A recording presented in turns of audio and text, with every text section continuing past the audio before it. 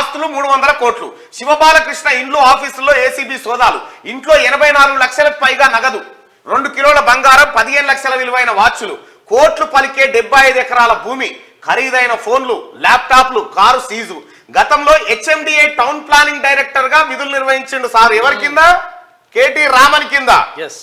ఆ సమయంలో భారీగా అవినీతికి పాల్పడినట్లు ఆరోపణలు.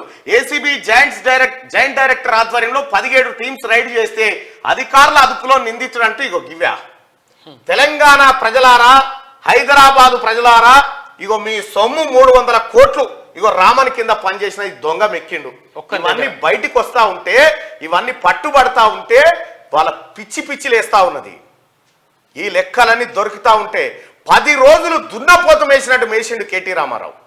దున్నపోతు లెక్క తిని, దున్నపోతు లెక్క తెలంగాణ సంపదను సర్వనాశనం చేసిండు.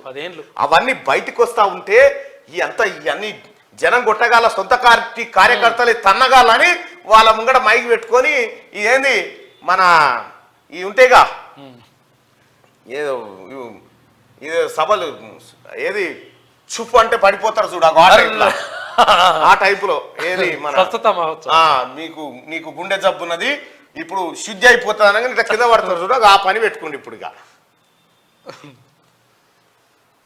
రేరా సెక్రటరీ ఆస్తులు 300 కోట్లు. ఎక్కడి నుంచి వచ్చిన ఈ సొమ్ము?